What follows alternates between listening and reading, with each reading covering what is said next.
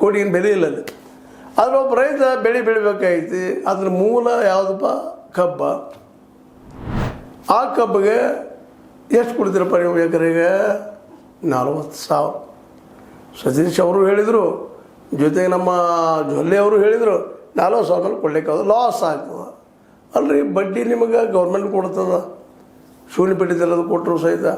Actually apex bank 82,000 ರೂಪಾಯಿ ತನಕ ಕೊಡೋದು ಬರ್ತದೆ ಅಂತೇಳಿ ನಮ್ಮಲ್ಲಿ ಬಂದಂಥ ಕಮ್ತೆ ಗುಂಡನ್ನವರು ವಕೀಲರು ಒಂದ್ಬಿಟ್ಟು 2-3 ಸಲ ಹೇಳಿದ್ದಾರೆ. ಅದನ್ನು ದಾಖಲೆಗಳು ಸಹಿತ ತೋರಿಸಿದರು.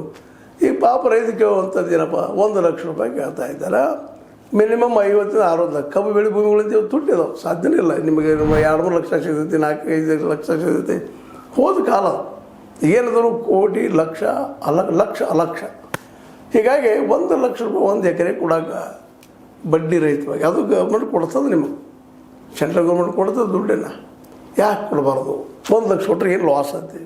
ಇದು ಜೊಲ್ಲೆ ಅವ್ರು ಕೇಳಬೇಕಾಯ್ತು ಅಂತ. ಜೊಲ್ಲೆ ಅವರು ಹೇಳ್ರಿ, ಇದಕ್ಕೆ ಏನು ಉತ್ತರ ನಿಮ್ಮದು? ರೈತರು ಅದನ್ನೇ ಕೇಳ್ತಾ ಇದ್ದಾರೆ ಇವತ್ತು. ನಮ್ಮ ಶಶಿಕಾಂತ್ ಗುರೂಜಿಯವರಾಗಿರ್ಬೋದು, ಅವ್ರ ಜೊತೆಗೆ ಚೊನ್ನಪ್ಪ, ನಮ್ಮ ಪೂಜಾರವರಾಗಿರ್ಬೋದು, ಇನ್ನೂ ಅನೇಕ ನಾಯಕರು ಕೇಳ್ತಾ ಇದ್ದಾರೆ. ಇವತ್ತು ನಾವು ಉಳಿದ ವಿಷಯ ಏನು ಚರ್ಚೆ ಆಯಿತು ಅಂದ್ರೆ ಟೆಸ್ಟ್ ಕೊಟ್ಟೆ ಹೇಳ್ತಾ ಇದ್ದೀನಿ. ಮತ್ತು ಅದನ್ನು ನಾಳೆ ಕಬ್ಬಿನ ರೇಟ್ ಮಾಡಿ ಮುಂದುವರೆ ರಿಕವರಿದು ಹಚ್ತೀರಿ, ಮತ್ತೇನೋ ಮಾಡ್ತೀರಿ. ಏನೋ ಗಂಧ ಲಾಭ ಆಗೋದು ಫ್ಯಾಕ್ಟ್ರಿಗಳಿಗೆ, ಲಾಭ ಆದರೂ ನುಕ್ಸಾನ ತೋರಿಸ್ತಾರೆ. ಇವ್ರು ಪಾಪ ಬೆಳಿತಾರೆ ರೈತರಲ್ಲಿ, ತಂದು ಹಚ್ತಾರೆ ಫ್ಯಾಕ್ಟ್ರಿ. ಹಚ್ಚಿದ ತಕ್ಷಣ ನಿಮ್ದು ಸಾಲದ ಬಡ್ಡಿ, ಸಾಲ ತಗೊಳಕ್ಕೆ ಹಾದಿಗಳಿದಾವೆ. 5 ಲೋಕ ತೊಗೊಂಡವ್ರು ಶುಗರ್ ಪೇಟೆ ಹಚ್ಚಿದ ತಕ್ಷಣ